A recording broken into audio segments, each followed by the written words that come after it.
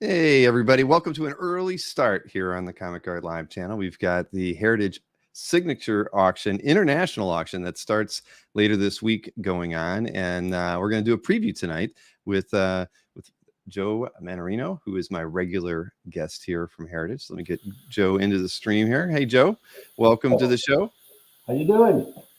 I'm doing well. I like we've got a different perspective in your office space now. That we see a window. We know that now. We know that there's a little bit more to that room than we've been looking at for the last This year. room wraps all around. This is actually Nadia's computer, and I did a speed test. This one's, I don't know why, significantly faster than mine, which is newer and right over there. So same internet, same everything, but double the internet speed. So this one should be better.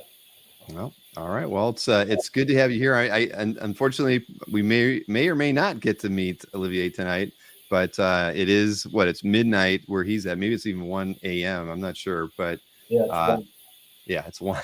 So, all right. So we're not expecting to see him, but like I mentioned to Joe before the show, maybe one of these days we'll do a really early show so that he can join us, because I've never met him. I'd love to get him on the show with Joe and I, and and talk about the artwork, and one of these days we'll make that happen. Yeah, or you could do are you ever planning to do like a pre-recorded one? That way we could.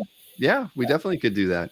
Yeah. We wouldn't have any, the people wouldn't be commenting, but live, but that's okay if we can get the word out. And again, I'd love to get to meet him one time. It's not necessarily a bad thing. On some nights, that's very true. But yeah, so I think you picked 30 lots for us to talk about. I mean, obviously the international auction doesn't always have the scale and scope of the number of lots that a regular signature auction would have, but they're always interesting. And just like pretty much every international auction that you guys have hosted in years past, there's a fair set of US based artworks and then a lot of international stuff as well. So it's always a fun mix, because that's kind of stuff that we don't always get in a regular Heritage signature auction. So that's something that Olivier, I'm sure, prides himself on, being able to bring, show off some work that many Americans don't get the opportunity to see too often.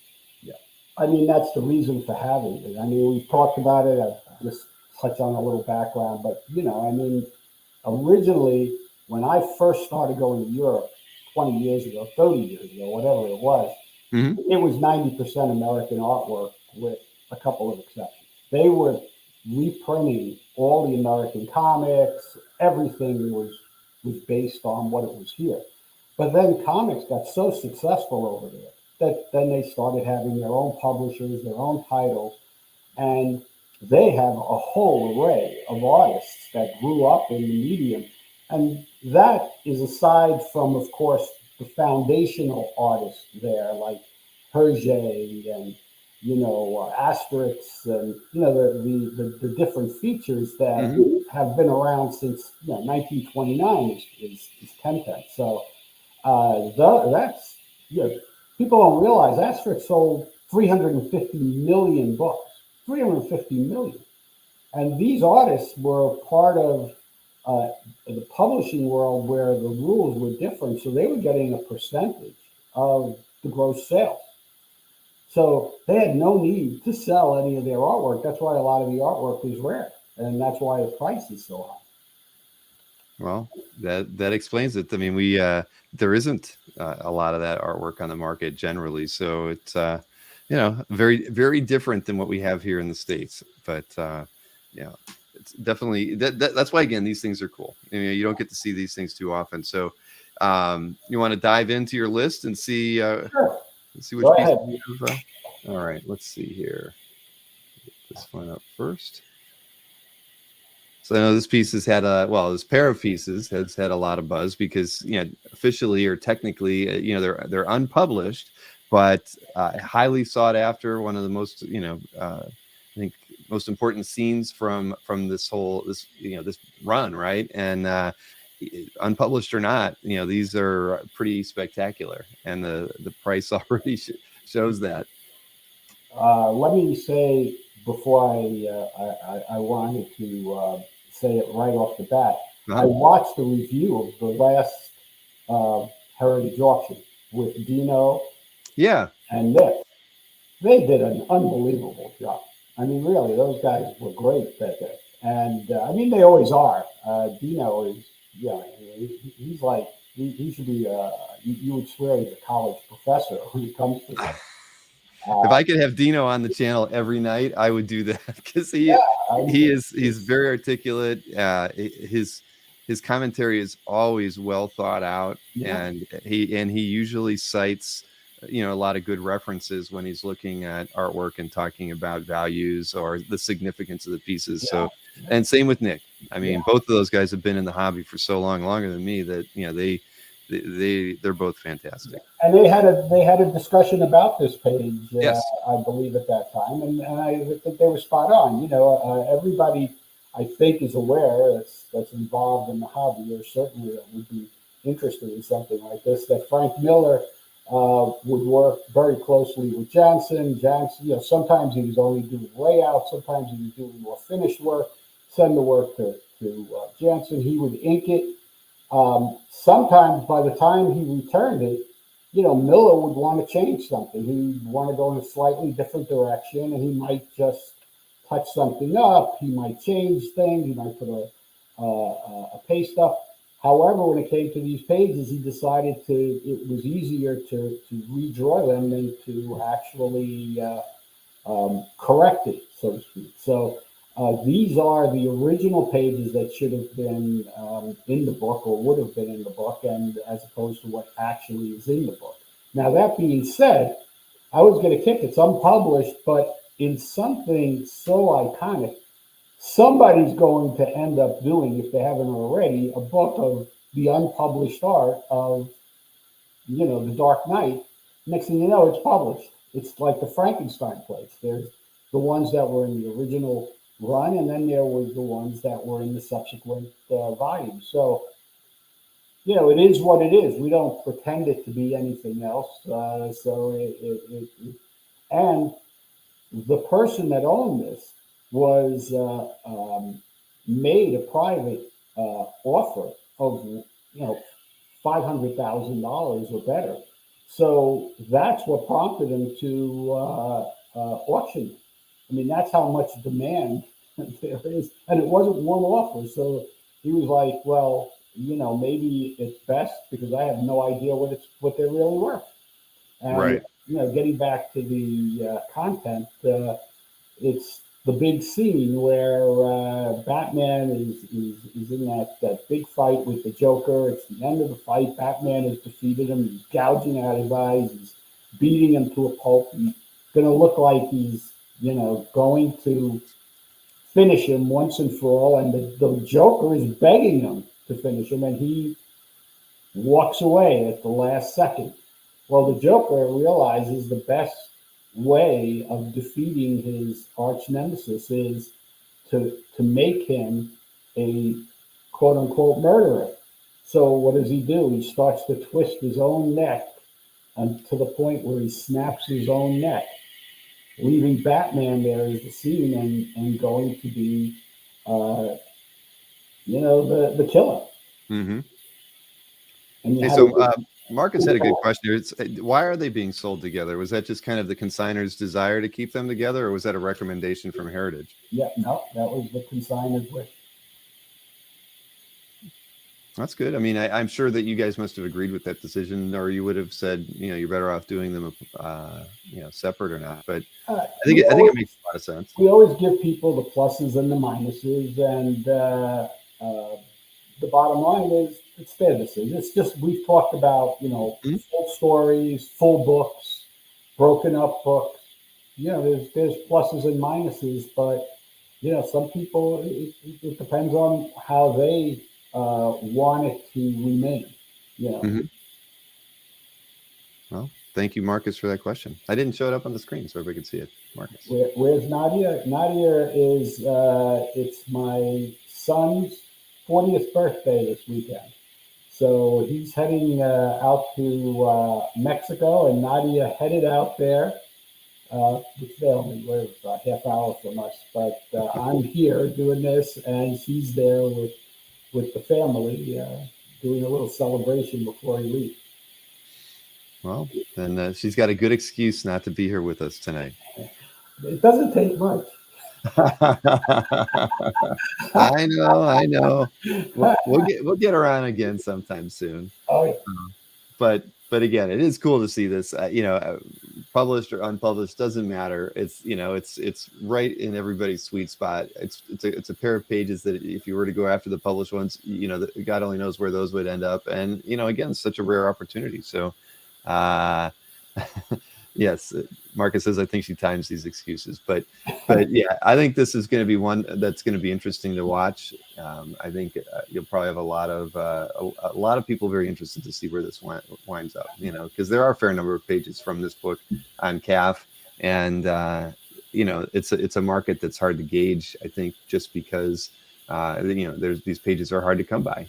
A lot of collectors are just lucky to have one in their collection, so it drives up the value and the desirability of these. And yeah, I put this one in my watch list, so I'm ready. Yeah, it's already over 500,000 with the buyer's premium. Yeah. What was it at now? Let's see, what do we got? 410, 512. Yeah. So, yep, that's gonna be interesting. Yeah. And then next up, we have a page from Watchmen #1. Arguably one of the most memorable pages from the entire run. With there's many of them, but this pretty much set the tone for the whole book from page 3. I mean, can't get much earlier than that in the story, and this is already at 61,000 with the buyer's premium as well. Yeah.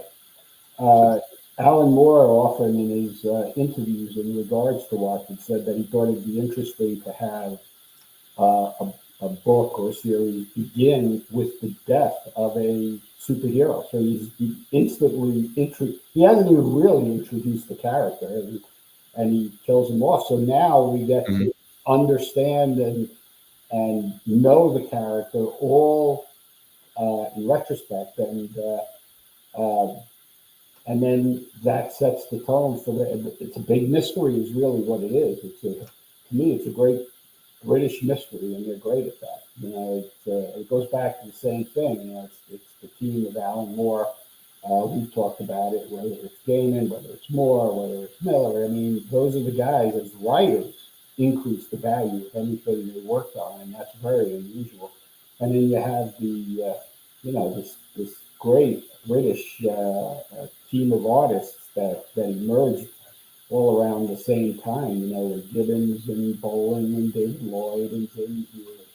And these guys have become, part of the highest echelon of artists, and very sought after. So again, great page right from the beginning. Edward Blake, the comedian, is killed. We find out later by Adrian Vett, and that sets in motion the whole chain of events that drive the series.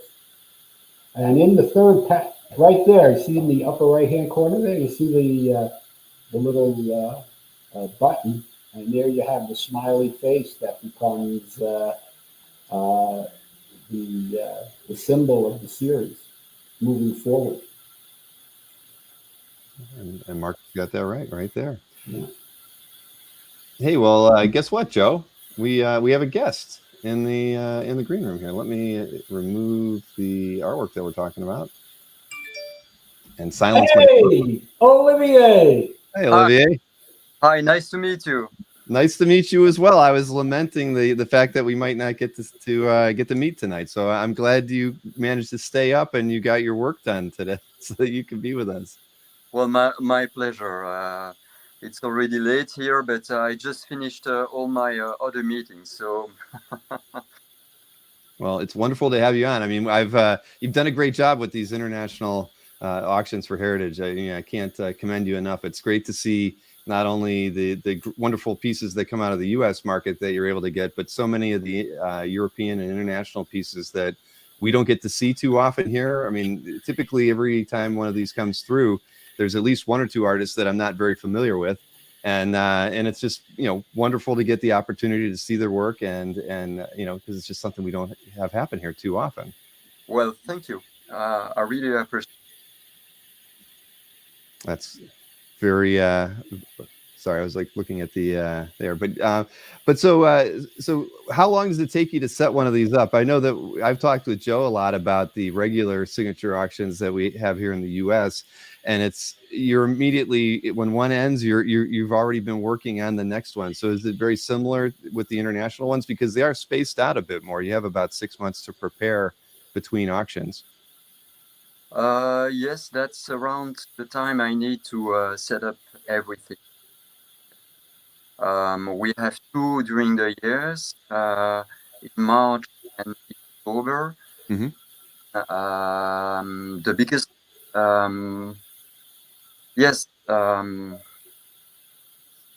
around between 5 and 6 months. Yes. So there's no downtime, is what it is. So you roll right into the next one. Well, there's a big difference. Olivier, not only handles the artwork, but he does a lot of what we have operations doing in Dallas. Meaning, if it's going to be out of Europe or out of Belgium, they'll photograph it there. He oversees the photography. They catalog it there. They enter it there, which is a whole, like inventorying it, putting it into the system, doing all of that work. It's a great amount of. We have three different teams doing that in Dallas, full time. He's basically our team. That's a lot of responsibility. That's a lot of responsibility. That's very interesting to do because managing the hunting for the consignments, for the pictures, for the descriptions, for everything, yes. But I have to say that now I have a team of two other almost full-time people in Belgium to help me on the descriptions. I have a cataloger, Thierry, and someone helping me with the pictures and on the financial aspect as well. So it's a big help, and thank you to them as well. And I have another person for the. So yes, but basically it's quite a lot of work to put in these catalogs. And as you saw, we started in 2018 with around 250 lots, and we are now around 1,000. So that's a lot of. Yeah, you cannot do that all on your own. That's for sure. Even with 5-6 months to prepare for it. But so Olivier also expanded the market because he is a collector and an expert in anime and manga. So where I was interested in maybe getting, comic art manga, he is into the animation as well as toys and books. So this lot, I mean, you were saying this is a little small. Yeah, this is a 1,000 lot auction, almost. And it has manga, it has anime, it has memorabilia, all material that Heritage really didn't handle. Once Olivier started doing it, then our animation department in Dallas decided they were going. It was too good not to do, so they're also doing it, but really it emanates mostly from Olivier. Well, I was going to ask you that very same question, Olivier. What do you collect? So I guess I know a little bit of that now, but I assume it's a bit more diverse than that. And it would be really good. Maybe if we could do an earlier interview, I'd love to have you on and just talk a little bit about you as what your passions are within the hobby that led you to the position you have with Heritage one day. I mean, that's not a question we can answer tonight, but I'd love the opportunity to talk, and I'd be happy to do a show much earlier in the day, more accommodating to your schedule one day, if that would ever work. I mean, we've got, I think I have your email address, so maybe we can set something up for that. Absolutely, no problem. And I believe that you know my CAF gallery as well. I do. I'm there, quite a time now. So yes, with pleasure. Yeah. Good. Yeah, we featured a few of your pieces over the years that we've been highlighting stuff on CAF. So no, I'm very familiar with your CAF gallery. But yeah, that's great. So so I don't know. Do you want to hang out with us a little bit, or do you want to call it a night and get some sleep? Well, I was joining you to see if you had some specific questions. I just saw the Watchmen Yes. page you reviewed. I don't know if Joe told you about the story about it. Um, I just left the consigner. What's nice about this page is that this page was lost since 1988 when the person bought it at the time in the comic shop in Paris called Album. In fact, he bought it, he put it in a box because he was moving at the time, and he thought it lost it, and he found it back, I believe, end of June, early July, when he was moving the apartment of his father. And so this page never saw the light of the sun. It's fresh on the market, never been on the market since then.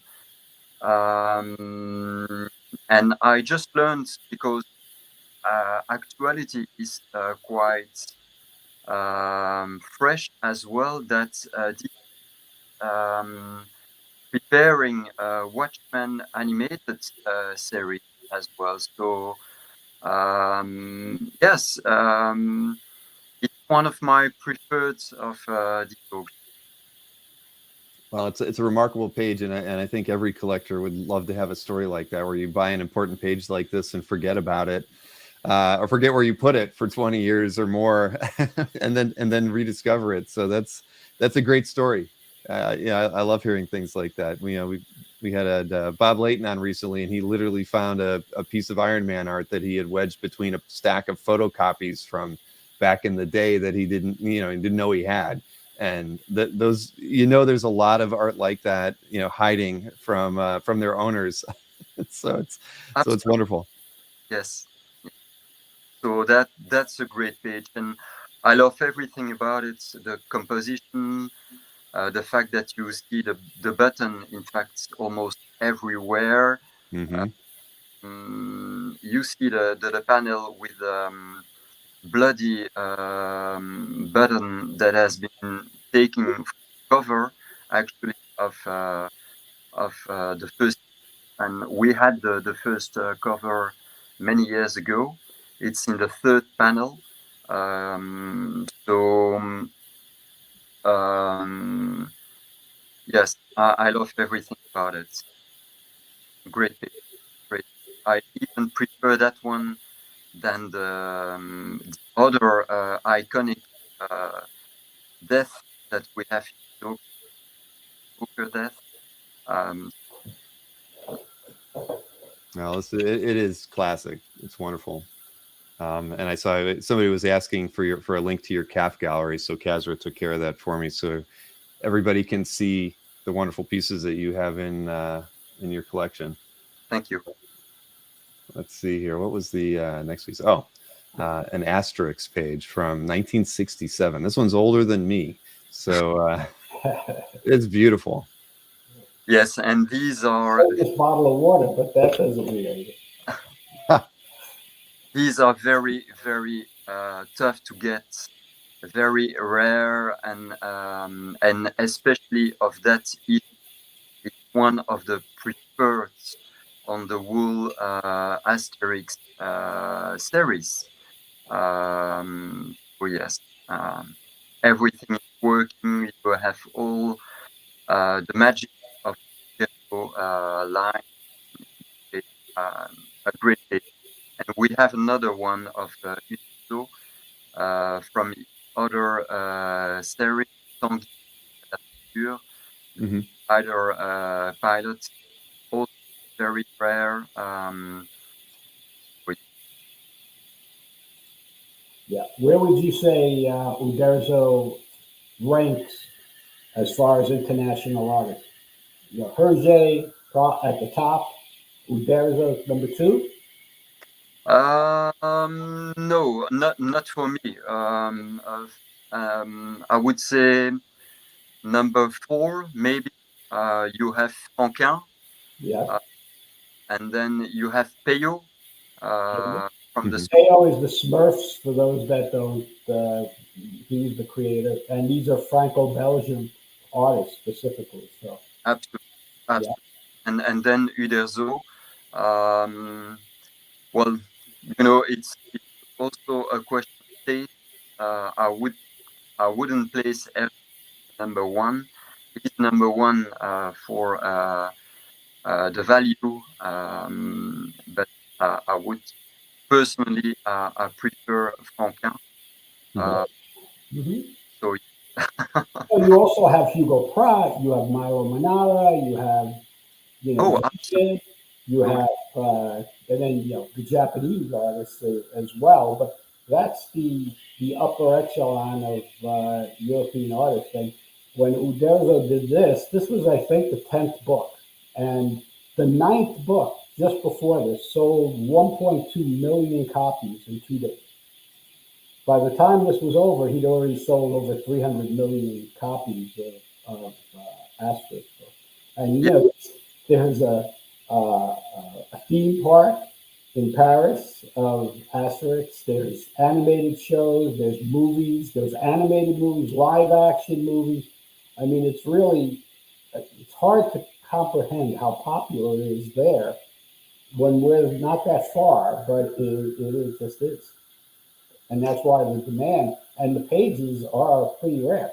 He kept the vast majority. He didn't have to sell. Yeah, he made a lot of money in his life. yes, and he's one of the most sold artists in the world Yeah. with Asterix and Obelix. Absolutely. Well, this one's already at 57 and a half, so that's doing pretty well. Yeah. Pages could go up to 150K without any problem. Yeah. Do you want to, since you're on, and are you planning to stay for just a while? If you want to stay a while, why don't you talk about some more of the more unique ones? If you want to scroll down to number 7, Bill. All right. I assume this one, right? Yeah. Yeah. Go ahead. Yes, Mobius Jean Giraud is also one of my preferred, and in this story, that page is to me one of the most beautiful one. At the almost conclusion of the story, when everything is discovered, the plot, Major Fatal is in there. All the major characters you can discover there. And again, the composition and the finesse of the line in this one is just a pleasure for the eyes. That's one of the page I took Paris. As you know, for every auction, we exhibit a few pieces in a gallery in Paris, the gallery of our partner in France, G9, Bernard. Gina, Galerie du 9e Art, the gallery of the 9th arts from Bernard Mahé. And that's the place where I am this week. And also Mobius, one of the preferred artists in Europe, but also in America. Know that Jean Giraud lived quite a time in LA, so he has quite a fan base in America as well. And story is one of the most known story of in the world. Yeah. Great. This story, just a quick background, is the Airtight Garage. And this began back in 76 to 79, and it ran in the European version of heavy metal. Mm-hmm. It's regarded generally as Mobius's masterwork. So it's Absolutely. very sought after. Yes. And later it was printed in the American version of heavy metal as well at the same time. So they were running kind of concurrently, and it was extremely popular. And for those that are not, I mean, most people know Mobius because he's been as Olivier says, both American and European favorite. But if you ever saw his style, his line in what he was famous for before this, which was Blueberry, which was a Western scene. It's a very heavy line. It's uh, very a lot of marks on the page, very uh, brushily, very artistry, totally different. So when he decided to start doing science fiction and he used a pseudonym to do it, he totally changed his style to this. I mean, I don't know of anybody else that just like that can do it concurrently. Amazing. No, agreed. We don't see enough of these pages on the market either. But fortunately, over the last couple of years, Olivier, you've had some very nice Mobius pieces in the auction. Many that I just found spectacular. And there was that splash, I think it was 18 months, like 3 auctions ago, I believe, that did very, very well. It was one of the most amazing Mobius pieces I think I've ever seen on the market. So maybe it's wonderful to see this piece too. So congratulations on getting this one in there. I think, again, this is one that a lot of people will be interested to see where it ends up. Go with the next one. Yep, this is Hergé. Oh, yes. So this one is quite interesting because you have a part completely finished with the Captain Haddock, and then you have another one with Tintin and Snowy in a pencil. So you can see and the pencil and the completely inked works of as I wrote in the description, the first part was probably for the issue itself, and then taken back later for ORTF, the French television anchorage. There was a series of 4, and that one is the most beautiful one of the series. So also very tough to get. And I love the combination of work and the pencil. And the Tintin there is very typical to have. The Snowy as well. I really love the heads of Snowy. Comes with the certificate of the as well, so it's 101% from everything. So that's great. Like the other one we have with Professor Calculus and Guillaume of René Magritte, the famous Belgian. Mm-hmm. Yeah. Just for people who don't know, the Hergé Society, as it happens in fine art, there's an association or society or the family gets set up to authenticate works. They want to make sure there are no fakes. They want to make sure there's no stolen work on the market, things that weren't returned to the artist. So you have to be careful when you're buying Hergé in particular, because if you don't have that certificate, they have the right to say, hey, that's either a stolen page or fake or whatever. So we pass it by. We have a good relationship with them, and before we offer anything, it gets passed by them and they check it. On that page, just so people know a little background, that was a story that originally ran back in 1942, 1943, Hmm. and it was one of his most popular stories. He then it was adapted by Bellvision to go in television for the animated series, and they wanted to do some posters, promotional pieces for the television series, and they went to Hergé and asked him to do it, and they had 4 pieces done. What Olivier was saying is this is one of the best. In his opinion, it's the best piece. What makes it great is that the center figure is ink, and then the figure of Pentan and Snowy are penciled. So it's rare to get the pencils of Hergé within the same thing. So I'm sorry, is that accurate, Olivier? Absolutely, yes, absolutely.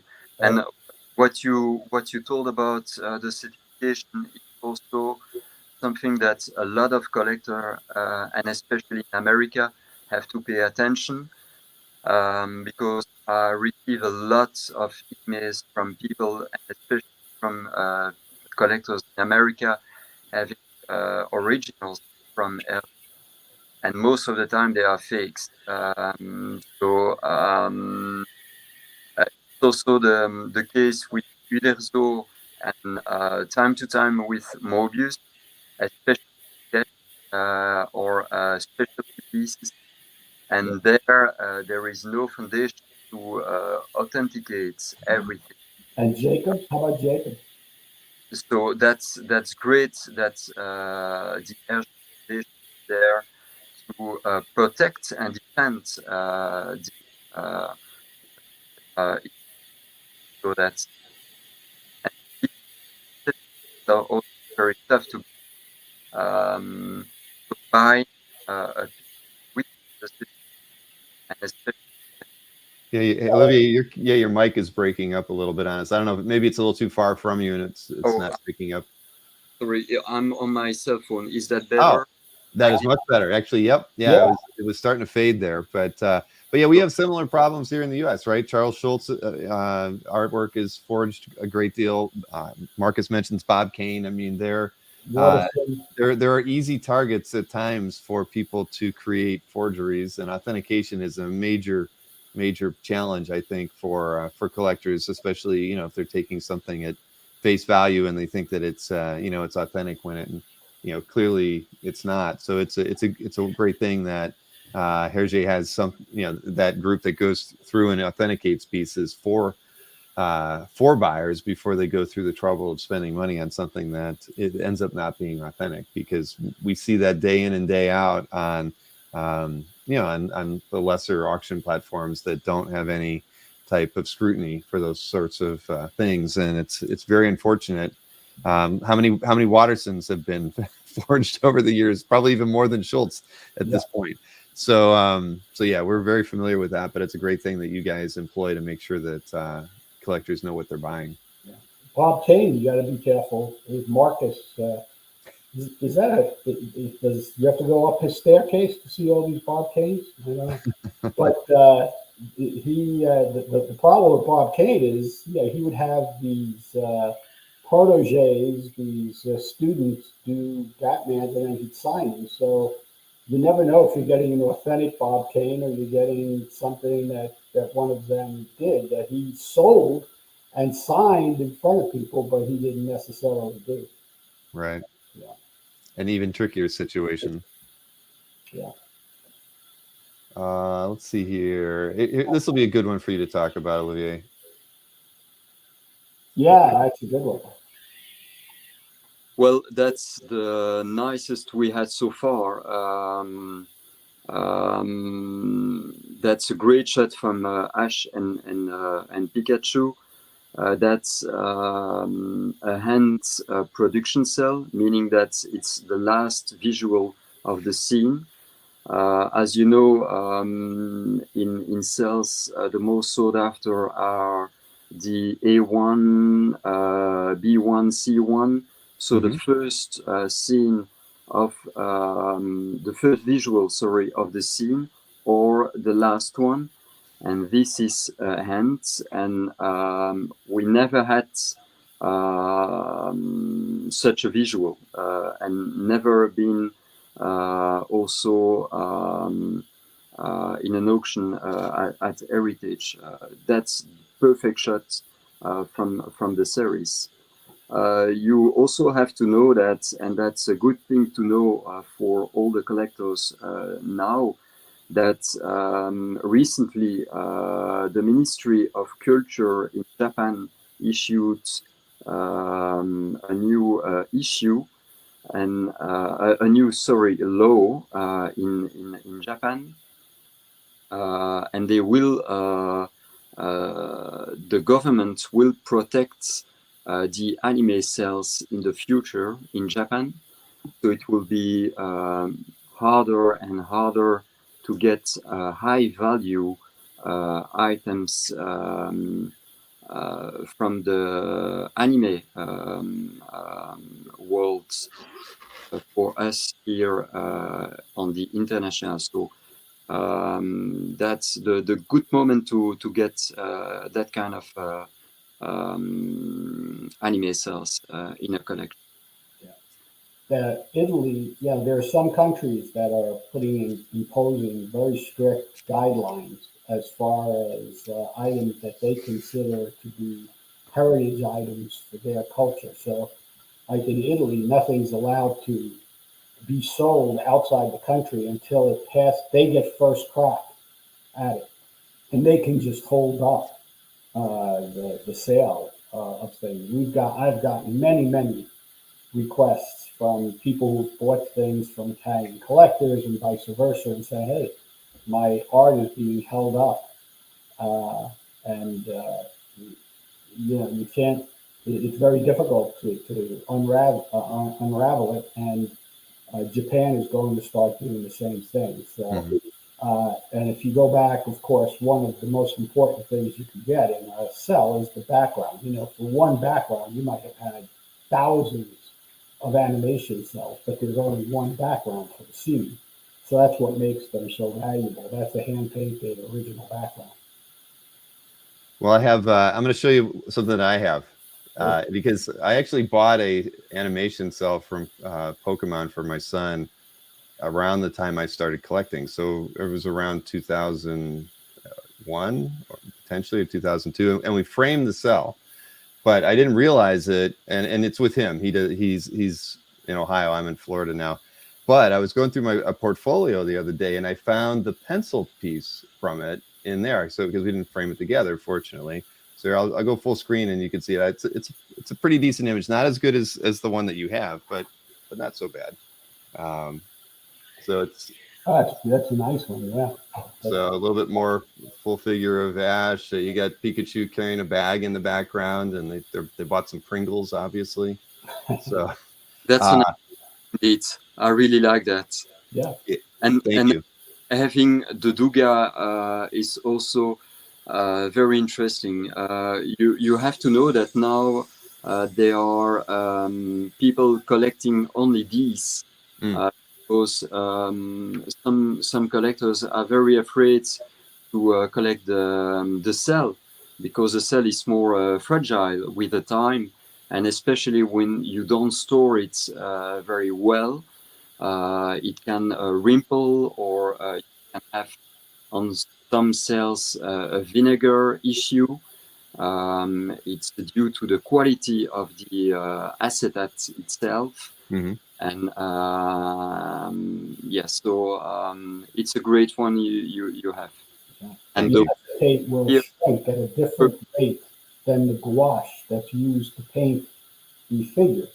So what ends up happening is, if the acetate shrinks more than the paint, it causes the paint to come off of the acetate. So you have to be very careful to make it a very small transition. That's why it has to be, good glass, sealed on the back. If you have it on a wall, don't have it over a baseboard heater.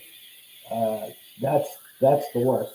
You'll end up with cracked paint without any question in a period of time. Well, I'm going to make sure my son doesn't, do anything wrong to it now that he's got sole possession of it. But I'll be honest, it's funny. They somehow must have gotten my email address when I bought it. It was at a show, right? It was at an anime convention of all places that these people were. Like 10 years later, they emailed me asking me if I wanted to sell it. I'm like, no, it's my son. I'm hanging on his wall in his room. But that told me that it was something special.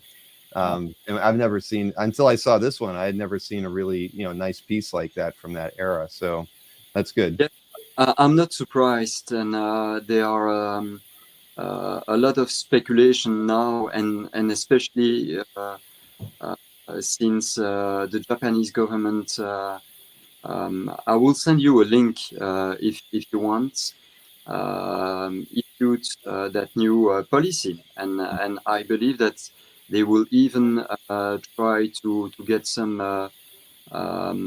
budgets to buy themselves major sales from Ghibli, from all the biggest movies and series, to probably build some kind of museum dedicated to anime. And it's a good thing because you know that for many years there were all the studios, Toei, Ghibli, all the major ones were either destroying or throwing all the cells, or washing, Reusing them, right? Yeah, washing them and then reusing them. So that's completely crazy. And yeah, somewhere, sorry, I believe that we as collectors initiated that that new policy, maybe to protect that part of the Japanese culture. And yeah, that's nice. Exactly. We've done a few good things for the art medium at times. But that's good. But that's wonderful. Yes, please send me the link. I'd like to see that. Yes, of course. Go to the next two, Bill. Yep. Oh yes, Astro Boy, Osamu. In fact, it comes from the same book, and I found the book. It's in the last picture of this auction, because we had a lot of question in the last auction. The anime cover catalog was with another Astro Boy piece, original piece, and it's coming from the same book. So if you can maybe scroll to the picture of this auction, we have like this, like here. no, the last one. Oh, over here. Got it. Yeah, and that's the book. And we had at the time a lot of question: from where are these original coming? Where are these originals published? And I found the book. So that's from this one. So it's also there, 100% from Tezuka. We spoke about the fakes and the forgery of Hergé. You know that Tezuka, well, you know, or maybe not, but Tezuka as well is very forged. And buying a Tezuka is something very, you have to be prudent, but they are 100% original. And that's also a great shot of Astro flying fist, in full action mode. That's a great piece. And as a matter of fact, it comes with the other piece, with the space. That's a great piece to have. And that's it. We have no more. So the consignor had only these two lots. Yeah, it's amazing. And these were created for the street theater, correct? Yeah. Yeah. So for those that don't know, when in Japan, you know how there were like puppet shows that, you know, people working on the street or something like that. They would create images like this, painted images, and they would put on a show in the street, panel by panel, this, you know, and having the sound effect in the background. So literally, it means street theater with painted illustrations. Uh, I think it. How do you pronounce kamashiabo? Kamashiabi, I think is the Japanese term for it, but I'm terrible at pronunciation. But I think you did better than we would do. that's why so few of these things. I mean, it's very almost impossible to get a great Astro Boy piece of anything, and that they would, you know, survive in full color like this is amazing. Yeah. Yes, and we just spoke about the anime cells being protected. It was already the case on the originals. As you know, the originals, manga originals and originals from especially the big names in Japan are already for many, many years very tough to get, very difficult to get, even impossible to get. So that, that's great. Mm-hmm. Well, these are a couple of good pieces. And what was trying to see what should be the next one you want me to switch over to, Joe? I guess the next. Yeah. Just keep going through these. Yeah. Oh. Yeah, he knows his Dragon Ball Z. Well, in much better than me. Although Bill knows Dragon Ball Z somewhat. I do know the. You talk about it. I've watched it a bit, but I can't talk about it as a market because I've never really seen anything. So it's a really nice piece. In this auction, except for maybe the Pokemon you showed, that one is probably my preferred, and Vegeta is my most favorite character in the Dragon Ball series, and that is one of the most famous attack scene from Vegeta. So I believe that a lot of people will be crazy about that one. And the other one that we have as a cover, as the cover catalog as well. The other one is in fact a pan. So you know that the pan are bigger than the production cells. These products. But I really love that. Everything is working. The lines are perfect. Condition is great. Visual is incredible. Yeah, that's great. And I love the character of Vegeta, who was at first a villain, then became, how can I say, a villain and a good character, always on the edge. An anti-hero, I guess. Yeah, what we call him. Exactly. The Wolverine kind of guy. Yes. Why not? I never thought about him like this, but why not? Yes. Yeah. And this was from the first season, right? Yes. And this is the which is tough. And this was created by Akira Toriyama, who is again one of the handful of most sought after. Yeah, well, Akira Toriyama created the series, and a good thing that we mention him here, because I believe that not a lot of persons paid attention to what we have in this auction, the small books from his life story from the early 80s. These are called Birdland Press books. In fact, these were very limited in Japan, and only in Japan, and issues released in Japan, and they contain a lot of information about the creation of the Dragon Ball universe, with the first drawings, with images, visuals that were never released on the market since then. So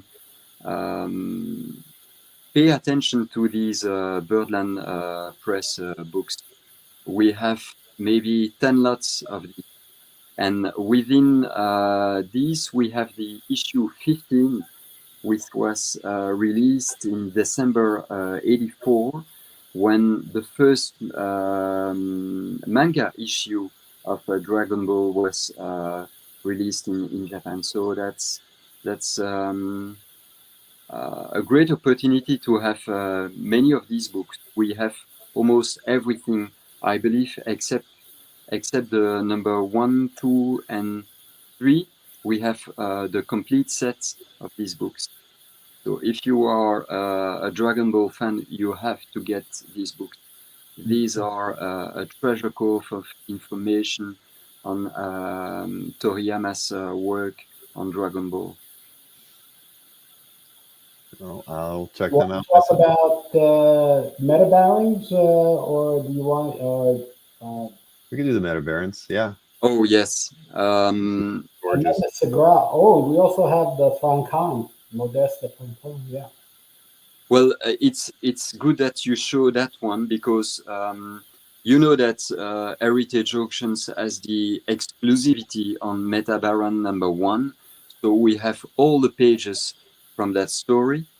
And this is one of the first pages of the Metabaron issue number 1 with the Metabaron.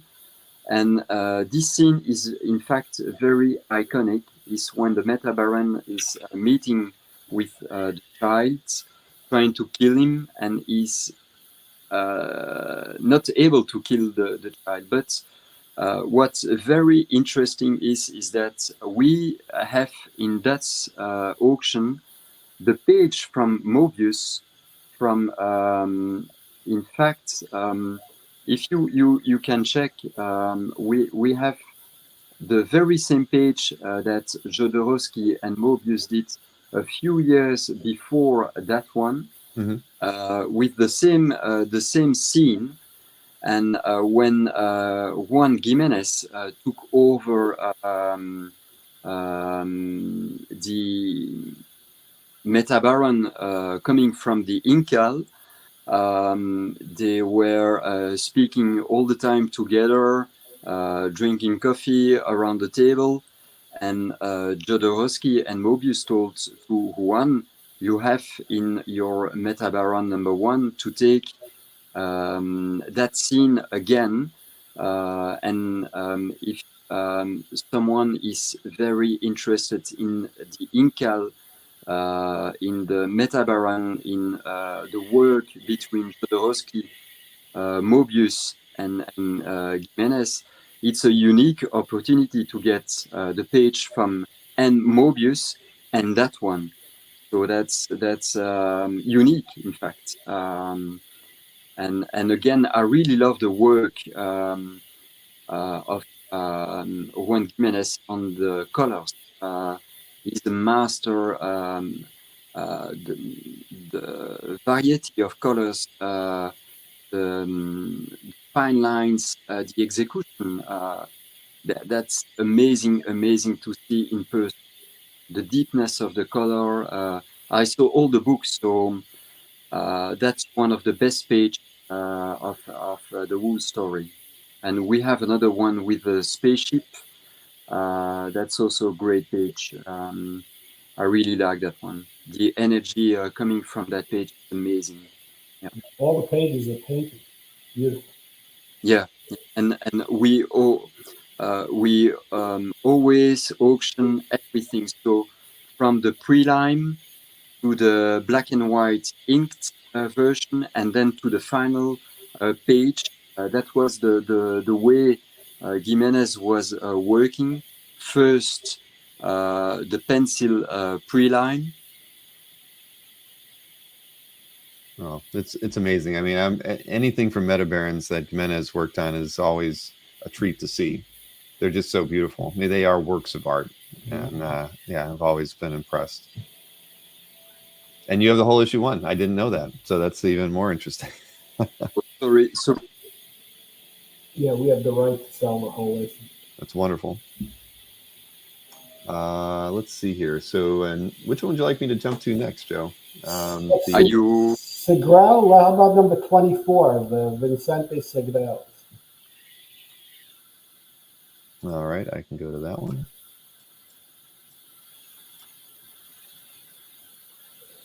Oh yes, the Mercenary cover number 1. Yes.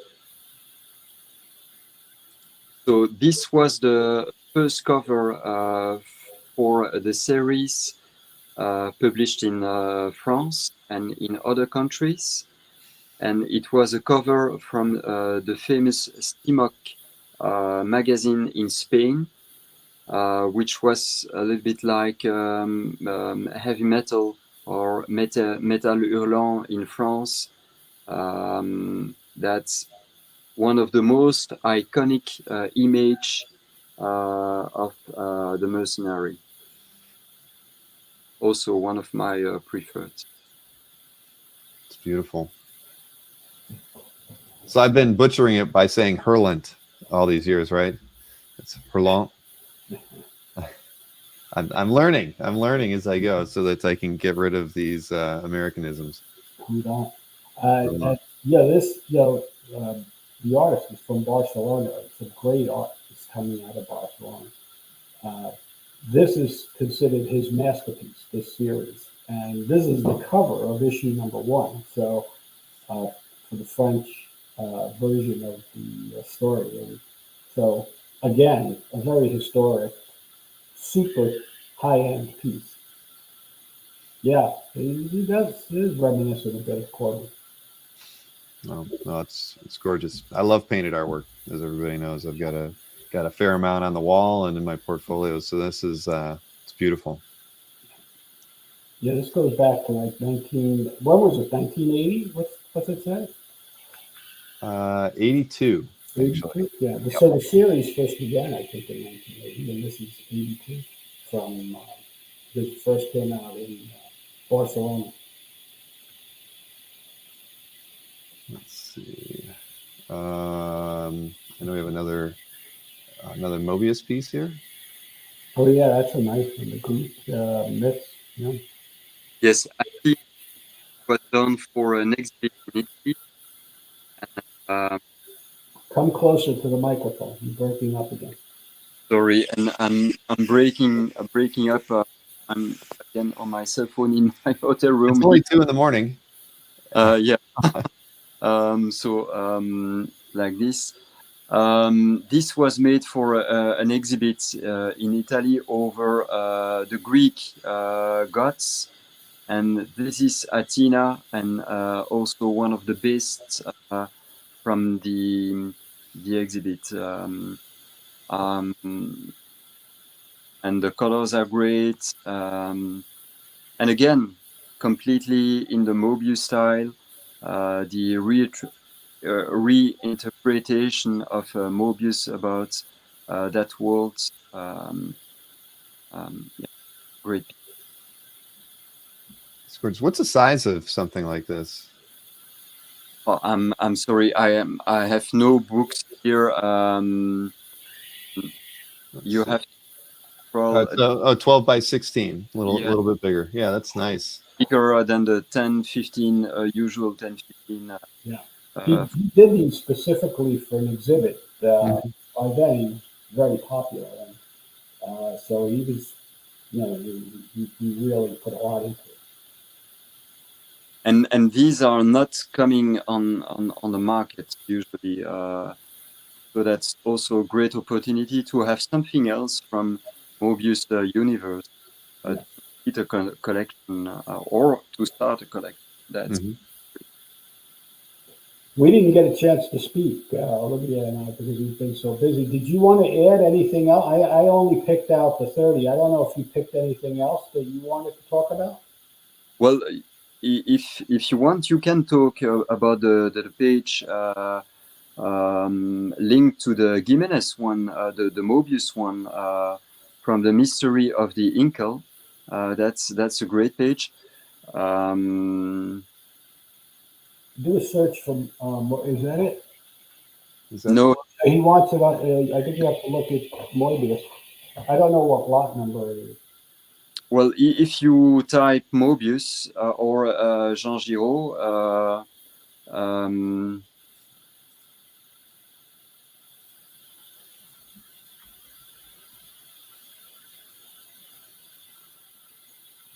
it's a Mystery of the Inkle, and it's almost the same visual as the Gimenez one. Yes, that's. There we go. Yeah. If you can do a parallel between that one and the Gimenez one, you will see in the lower part the Metabaron trying to kill the child, and it was very specific to Mobius asking Gimenez to take that over, and that's the reason why I placed the Gimenez page in this auction when I had the opportunity to consign the Mobius page. Mm-hmm. So You want that's that together, yeah. that's unique. In fact, if a fan of the that universe or even a museum want to assemble both of them, that's amazing. That's a unique opportunity. Yeah, I imagine that there are a few collectors that would probably like to keep both of those pages together. Yeah, that would be amazing in a collection, whatever collection it is. That's unique. Yeah. How about lot 21? 21. Yeah. Let's see. Francan. Modeste and Pompon. That's probably my favorite because I was reading that when I was a kid. So you want the lot number, Bill? I tried. I thought you said 21, but I might have misheard you. Yeah, the link number 21. Oh, you're 21. Yeah. Got it. Yes. Sorry.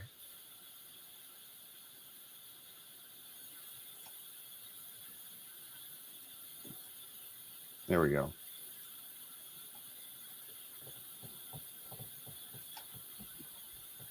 Yeah, this is gorgeous. Yes, and there again, pages from Franquin are very tough to get on the market. I really like that one. It's a one-page story about Modeste, the male character, and Pompon, the female character. And it was, it's to me a breath of fresh air, and it makes me smile. I really like the line of Franquin in this composition. Everything is working in that page. Yeah, I really like that one. No, it's good. I don't recall seeing any work by them in an auction. I probably maybe overlooked them before, Joe. But yeah, all of these people that we're talking about. I mean, Moebius comes up because of he did sell or trade for other works of art. He was a collector himself, but most of these other guys, their stuff doesn't come on the market. It just doesn't, and it's very, very difficult to get it. And like we said, the families are very difficult when you're trying to get them authenticated and make sure that they're totally clear. So Francan is known for Gaston and Gaston Lagaffe, Pirou and Fabio with the yellow animal marsupilami. Yeah. And Fantasma. But that's what he's known for. But that this is also that he worked on. So it's getting an example of his work. It's very rare. You can see how the passion with which Olivier speaks about these things. This is not only him. You speak to anyone in in Europe, and they're even more head over heels on in regards to this art. It's just amazing. Oh, it's fantastic. Do you want me to look through some of the other pieces that we've picked tonight? Yeah, go through it. Well, we want to hit the highlights of the American. We want to hit number. I know you got to go. We've been on. I think we only got through the first two, so maybe we can. Yeah, hit number 4 quickly. I mean, we have a great Spider-Man page. Yeah, so, Ditko one? Yes. Yeah, I mean, look at this Spider-Man page. It kind of speaks for itself. 6 panels, every single one. Spider-Man in action. Yes, Ditko using the brush, the flowing, the looter. I mean, it's a great page. It's definitely one of the best pages. Really like panel number 2. I really like the energy of the punch, and everything is working there. Composition as well, 6 panel. Yeah. Very clean page. Yeah.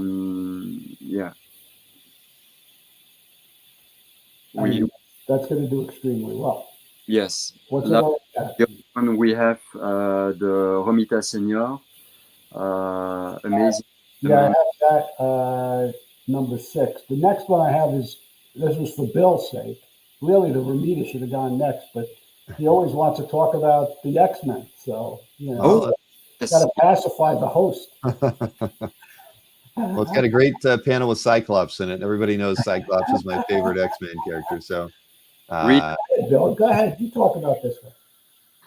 Well, I think it's amazing that it's already at 70. So that's almost 88,000 with the buyer's premium. But it's no surprise just because of the second to last panel there with the full team coming into the mansion and everything. I mean, that's everything you'd want. I mean, you guys know as well as I think everybody in the audience, it's like every Byrne X-Men page that does well usually has one panel that's got the whole team in it, whether they're sitting down facing you, they're flying in the jet, or they're seen like this. As long as the whole team's there in one panel, that's enough to make that piece be highly sought after by at least a dozen or 2 dozen John Byrne fans. And so this one's no surprise where it's at to me, certainly. And I think it's a pivotal point. And I think to me, it's like that kind of that high point for John Byrne and Terry Austin as far as they're gelled together so well at this moment. Yes, the Dark Phoenix storyline. Yeah. And if you like Cyclops, I love Ororo from Byrne. To me, he was the one doing her at the perfection. And also, I'm a huge fan of Kurtz. And he's there in the panel as well with his BAMF projection. I really like that page as well. But I will go with your impression about the price. I'm positively surprised about the price already in comparison with a Ditko or a Romita. But yes, I wouldn't be surprised that it reached maybe 90K, 100K. Why not? Yeah. Olivier is very, very good at appraising art. He's the only guy. He did a complete spreadsheet with every estimate of every piece of the sale. I mean, I don't do any of that stuff. None of us do that. But he does every single piece of the sale. And he is uncannily accurate. Well, that's good. But yeah, I mean, this is it's a good piece, and it's one I haven't seen on the market before. And you're right. When you have Nightcrawler doing teleporting, again, that's another. Even if the page just had Nightcrawler teleporting on it, it would be valuable because people love to see that in the page. It's like Captain America throwing a shield. That automatically increases the value of that page of art. You get the character doing their signature thing, and it people want it. You're going to get one example. You want to get a kind of definitive example. Yeah. No, very true. Very true. And you have that, you have the mansion, you have everything, in fact. So It's a wonderful page. I'll be watching this one. Go ahead, hit the next one with Ramita. Yeah, Ramita Senior, Amazing Spider-Man. How many pages do we have from that book, Olivier? 3 or 4? 3? sorry, How many pages do we have from this issue? what do you mean, Omni page? I only have one. That's the one. I thought you had another page. Another Oh, one. no, that's the only page I have. That's issue 52, I believe. Correct from memory? Yeah. Yes.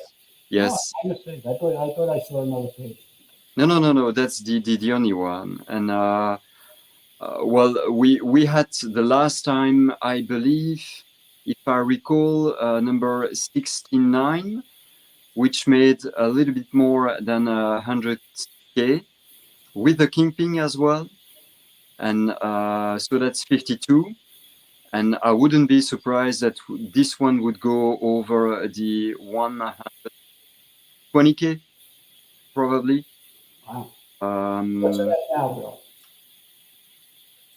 It is at 72 or 90,000 with the buyer's premium. We're already at 90. Yes, 120 easy. Yeah. Probably without the BP. Mm-hmm. This is the third appearance of the Kingpin. That's a very nice page. Oh, we have 2 pages from Spider-Man 63. The ones that have the 2 vultures fighting each other. Yes. Yeah. We have 3 of them. Yeah, okay. I thought I said maybe, or am I crazy? Okay. Yes, with the vulture and yes. Yeah, very strong pages. Well, I didn't feature those, but because I wanted to pick, an array of material. Yeah, this is the Gil Kane, the first appearance of Iron Fist, origin and first appearance. And this one, to be honest, I'm very surprised about the price. But that's a great piece. Too high, too low? What do you think? What's the price of? At the moment, I didn't check today, but what's the price on this bill at the moment? With the buyer's premium, it's just over 10. Yeah, that would be better than that. Okay. Yeah, this has been run. Well, it's we've got a few more days, right, before. I mean, when does the auction start to end? I don't have my calendar in front of me. I think it's on is it the 6th? Is it Friday, or am I mistaken? Is it it's the Friday? It's the anime. Okay.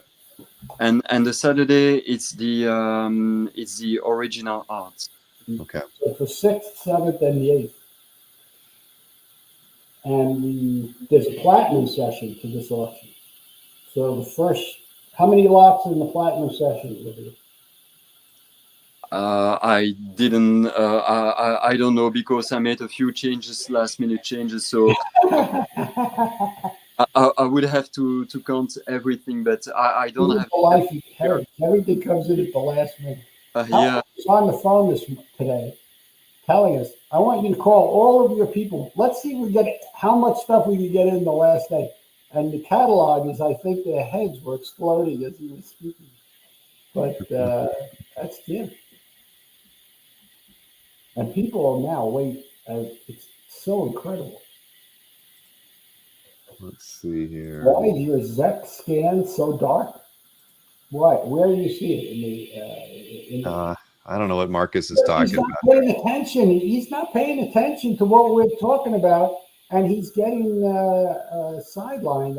He's meandering out there. But we have this great Brian Bolland 2000 AD page with dread all over it. You can't go wrong there. Yeah, My goodness. He started working on 2000 AD in 1977. This is 1979, and this page really sums up everything about Judge Dredd. You know, I mean, if you read the page, if you want one page that kind of everything you need to know about the character, there it is. That's indeed the Judge Dredd passing a judgment on everyone, throwing the people outside the city. And the two last panel are amazing. Yeah, I mean that panel right there too, with just all the characters in there. That's gorgeous. I think that first panel is gonna, that's the direction that Bold is going in, and I mean, that's where it all begins with that super detail and the photorealism. It's amazing. I wouldn't mind having a piece from 2000 AD by Brian in my collection. Oh yeah. One day, maybe. But I've seen a few in my time. But it's funny. I remember seeing pieces early in my collecting days where you see like 5 or 6 one time. You think, these are going to be easy to get another time, right? Because I think at the first San Diego I went to, one of the dealers that I was with picked up like 5 pages from a Judge Dredd story and might have paid like $400 or $500 each for them. And I thought, oh yeah, this is, it's easy. I don't need to get one now. I'll just get one a couple of years from now. I think I haven't seen that many Dredd pieces in the next 20 years. Yeah, I mean, these guys all got hot. I mean, think back. I think at was it Sotheby's sold all 12 Watchmen covers at the same time in one lot. Mm. I mean, that's what we thought. That's what they thought it was necessary to get to a decent price.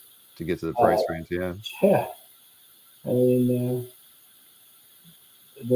these guys are super hot, and they deservedly so. They ended up working on all the iconic features that continued for decades and decades and decades. Nobody knew that was going to happen back then. Yeah, and what you have to know is that in Europe, a lot of collectors are bodies at the time not in the idea to invest money in origin. Mm-hmm. They're passionate about originals, and they are keeping their originals in their collections. And for the Dreads, mostly in the UK, and are in sealed collections. To get these are in an auction is very, very tough. Yeah, it's hard to find and hard to get people to let go.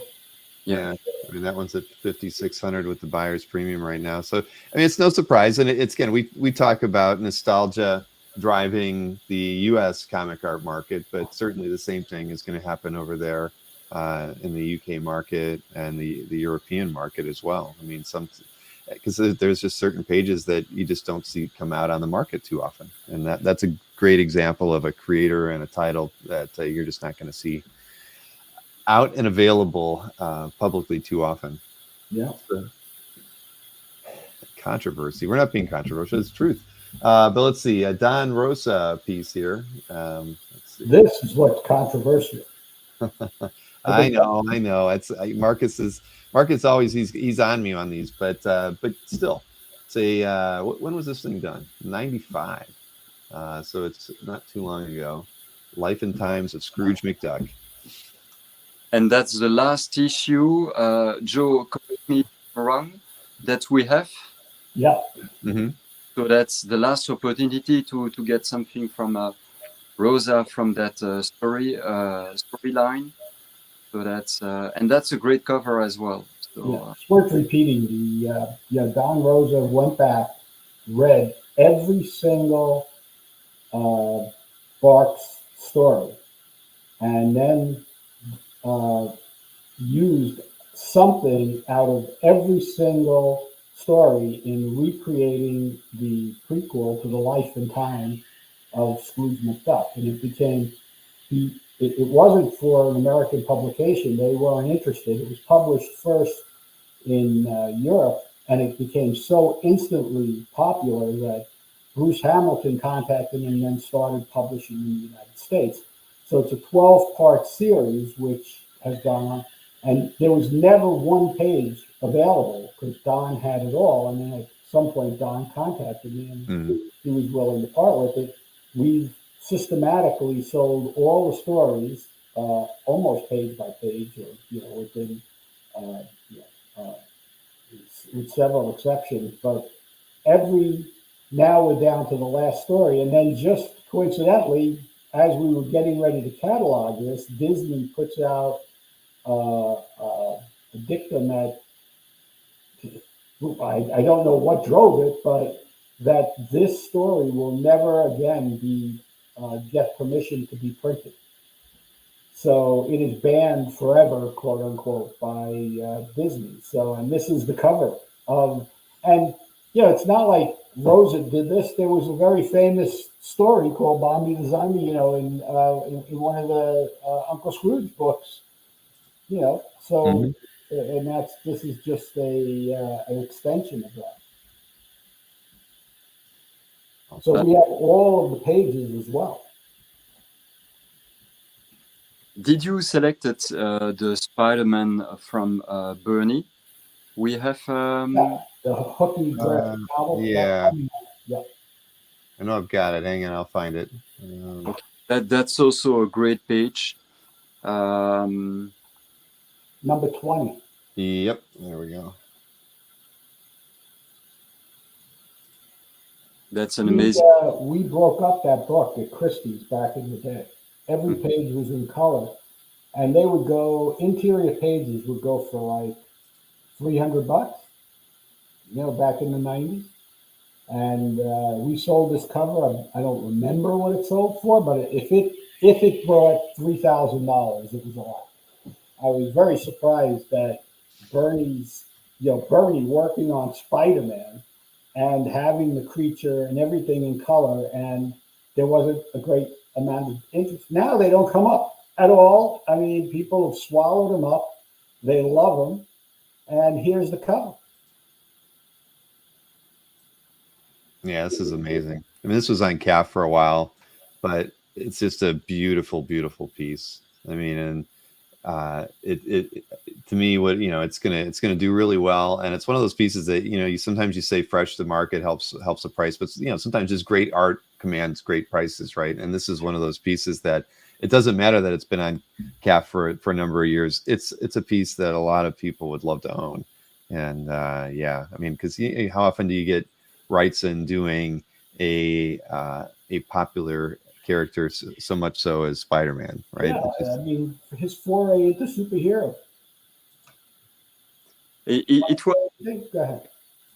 Yes, of course, because I know from whom I took it, but it was sealed because it was his favorite, and he consigned it for a good cause. So I hope that it will reach pretty good amount for him.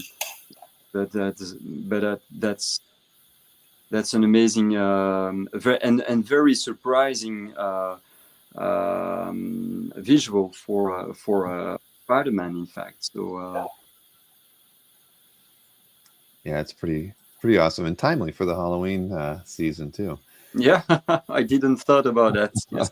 Yeah. You want to know another good one to talk about? Which one's that? Number 17, the Enrico Marini, the Scorpion. Oh, yes. So as a matter of fact, I was with him yesterday. He came to Paris to say hello. And did he bring you chocolates? Sorry? Did he bring you chocolates?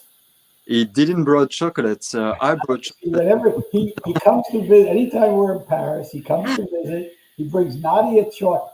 This man is so smooth. This guy is like silk.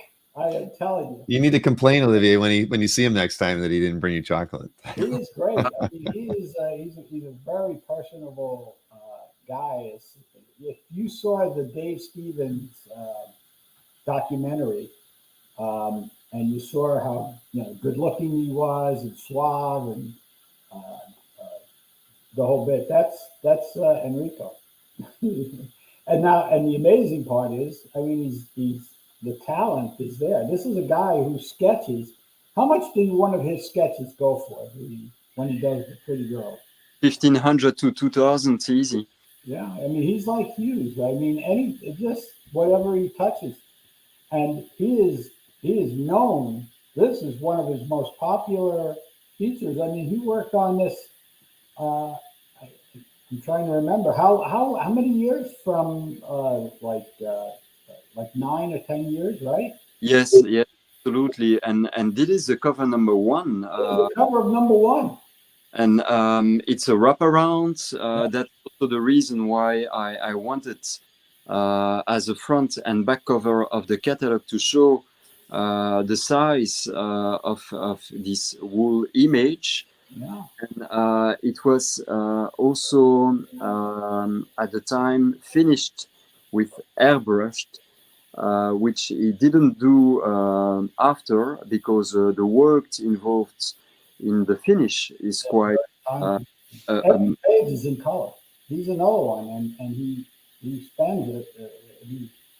That's why I'm amazed that the series has run as long as it. He stayed on it as much as he did, because there's a tremendous amount of work in his thing. And his pages go. I mean, we sold a page $40,000. I mean, they go for unbelievable amount. What's this at already? 39, but 48,750 with the juice. Yeah, so it's already at 50. What do you think, Olivier? 70 to 80 would be a good price. Yeah.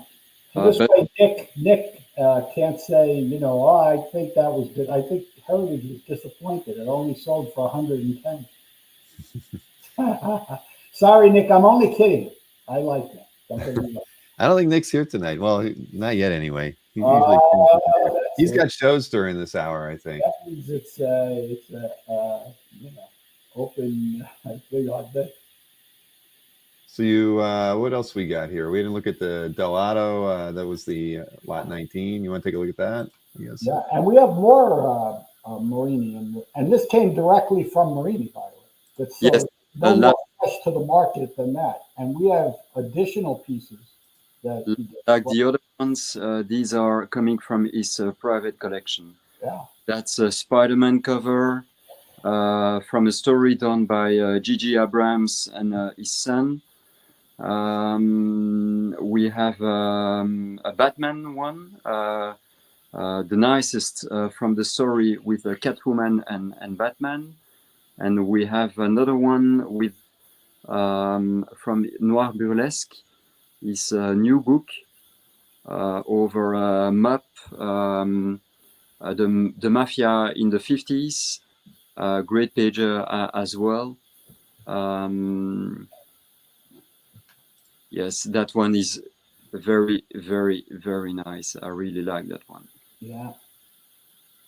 Yeah, it's beautiful. Wow.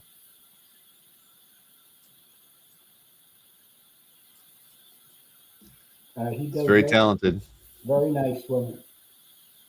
And as a matter of fact, this week he's releasing his new storybook about the eagles of Rome.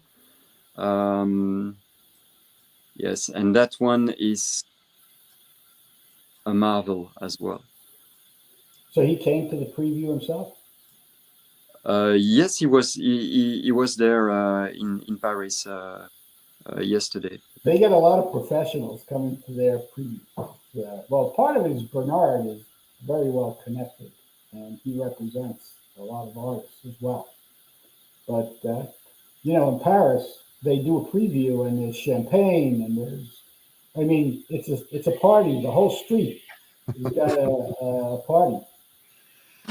Why don't we do that here in the States? Yeah, we're used to it, Christie's, but yeah, no, Well, they like to. I mean, Olivier makes tremendous sacrifice.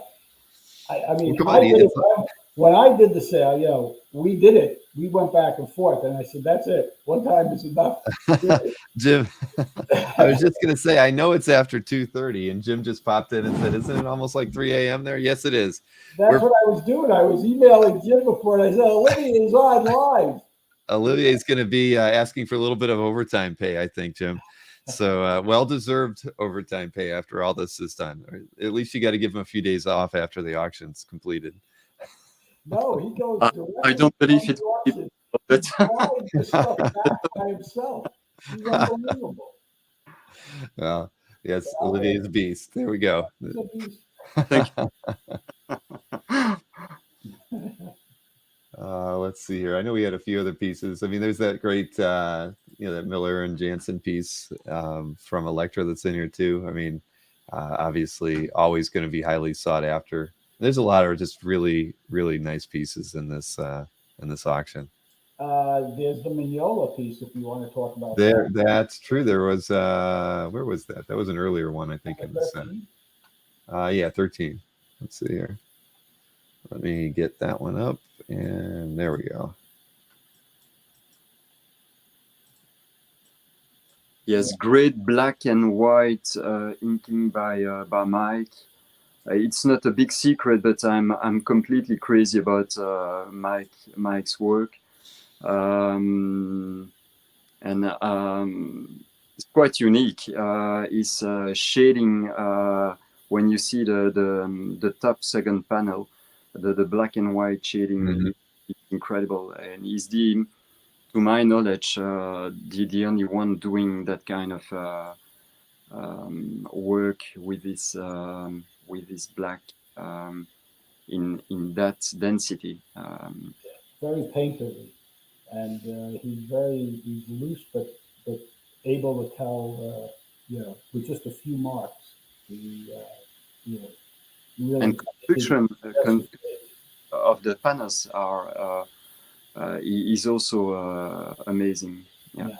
And this is like the final issue, right, from the last story arc of the Hellboy. Yeah. So this is very sought after. Very high demand.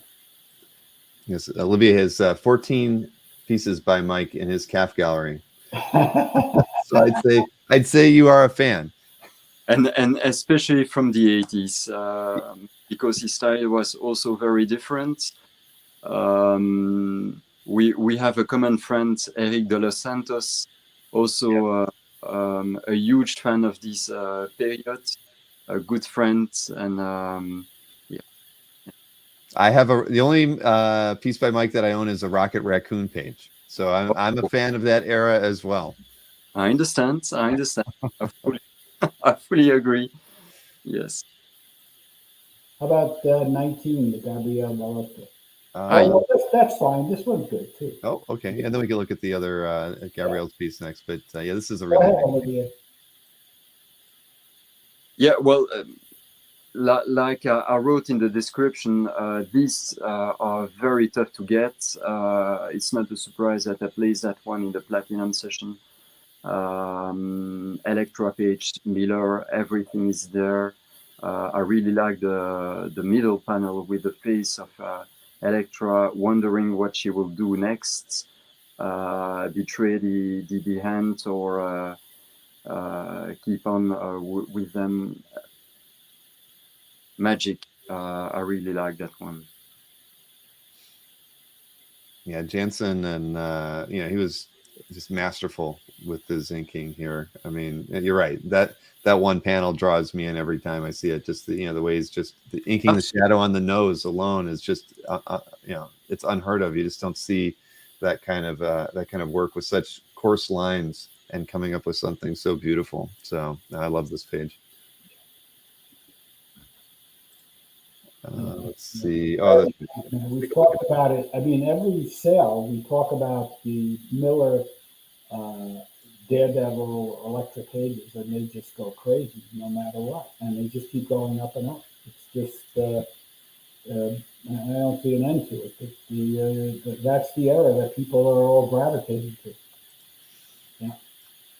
Yeah. Also, a great piece, the Trinity.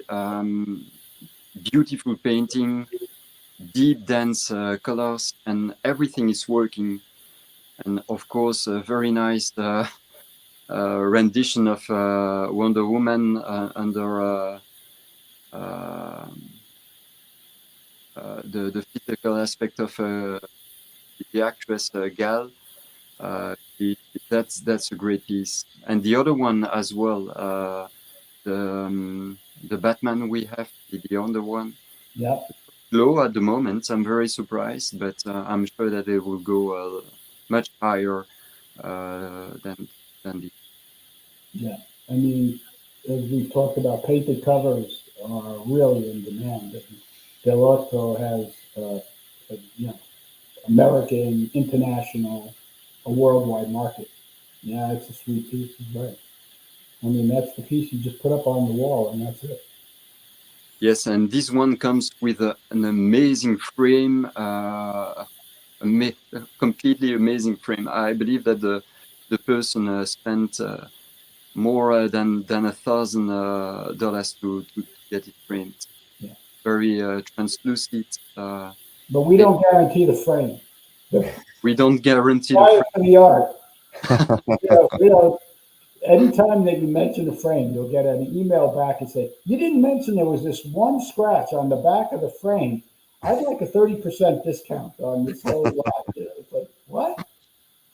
Yeah, I'm sure that's you're never concerned with giving a complete, description on anything related to the frame or the glass, and I don't know. No. What are you going to do?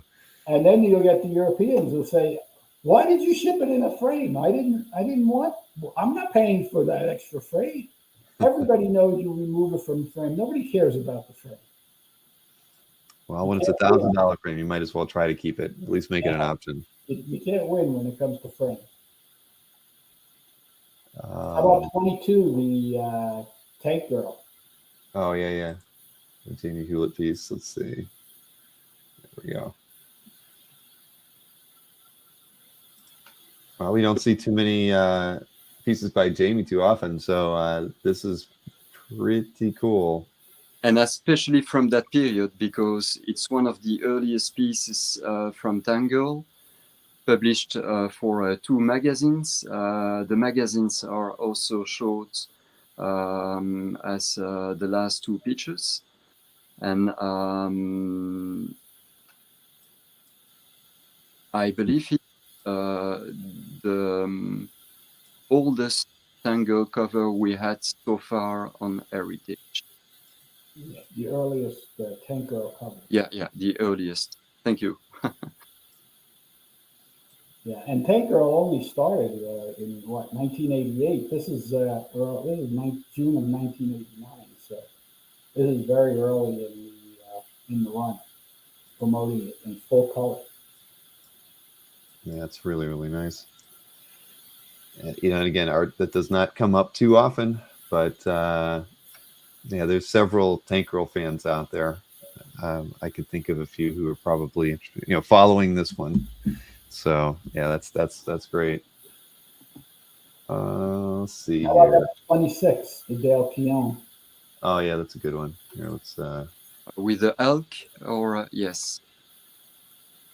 Yeah, I picked this one because of the self-portrait. I mean, that's wonderful. Self-portrait of the artist plus the host. That's really beautifully done. That's on duo shade board. Looks like. Or is that Zipatone? It's hard to. It's the zip, I believe, from memory. Yes. Yeah. Okay. You're right. Might be both. Yeah, it could be. It's just the pattern looks so. It's hard to say. I guess. Very subtle. Yeah. Huh.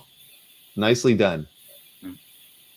It takes a lot of confidence to work in either. Whether it's duo shade or or anything else. But yeah, that's pretty nice. I'm myself a fan of the use of Zipatone at the time. So yes, that's a skill that not a lot of people had and still have today. And he's wearing an X-Men t-shirt too. I love it. It's great. I mean, if you're a Keown fan, you got to have it. How much is this at? It's at 5 with the buyer's premium right now. That's very affordable. That's not. How much is that going to go for, Olivier? Go ahead, tell him. Twice the amount's easy. That's a tricky one. Amazing Heroes cover art. Still, there's a lot of Keone Hulk fans out there. That's, I mean, that goes without saying. Whenever any of these come on the market, everybody's high-fiving whoever gets a good one. So, yeah, this is nice. Yeah.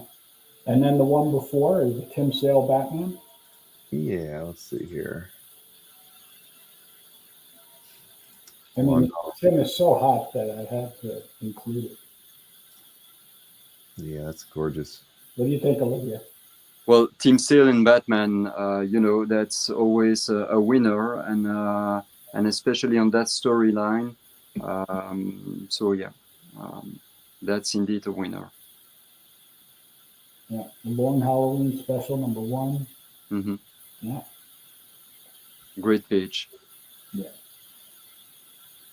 Really dramatic inking. Nice large bold figure. This is the Calendar Man, right? And that's him lying like dead, I guess, or whatever, at his feet there as well. Very indicative of that famous Detective Comics cover where the Jerry Robinson one, where Batman, the Joker's pulling calendar pages off the wall. Yeah, it's gorgeous. Definitely beautiful. What's this one at? It's only at 3,750 right now, but it's got plenty of room to go higher. That's for sure. Oh yeah, that's a good one. Well, we got a few minutes here before I got to call it a night since I have another show at 9, and I think Olivier is starting to wane just a little bit. Oh. Thank you. You want to pick one more, or are we done? Well, I think we could be done at this point. I mean, everybody, you're well aware of it. We've given you the dates. You know that the art portion of this auction ends on Saturday. There is things start. I don't know what time on Friday they begin to auction, but you do have the platinum event. I assume does the platinum event start on Friday? I assume to kind of kick things off. No, so on the Friday we have the anime parts.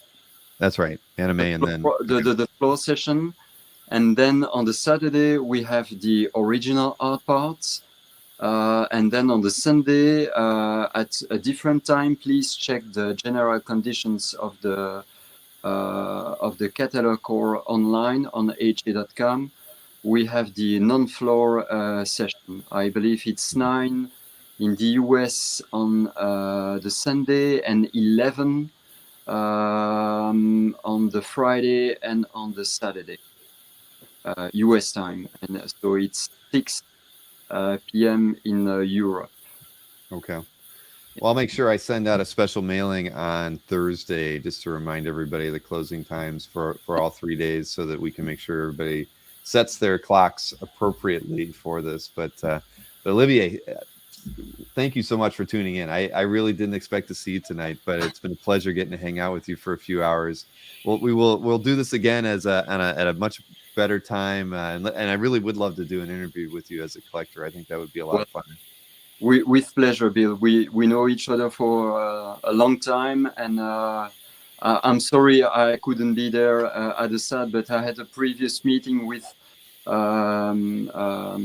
clients here in Paris, and please never hesitate to contact me or anyone live here at the moment on CAF. If you need any information, I'm there for everyone. Always a pleasure. I'm first a collector as everyone here on the CAF, so I know that time to time we need information on original, and that's easier to talk. And if you his email, it's that Olivier, as it's spelled there on the screen, with olivierd@ha.com. If you have a question, you could also check with me, and I'll certainly pass it along to Pass it along as well, right? Because I think you're going to be in consignment mode as soon as the auction's over. After you have a little small break. Consignment mode now. Oh boy. Well, all right. Well, listen, gentlemen, this has been a lot of fun. Olivier, please get some sleep, but you've got a busy week ahead of you. and weekends. So again, it was great getting to hang out with you both as always. And at the chat, thank you for coming in a little bit earlier than usual, but we enjoyed having you here. Nice to see Jim, and I saw Nadia in the chat too. She even popped in to see what was going on. So the critic's going to be. that's true. All right, but again, thanks guys. We'll do this again in 6 months, and hopefully a little bit sooner than that, Olivier. Take care, everybody.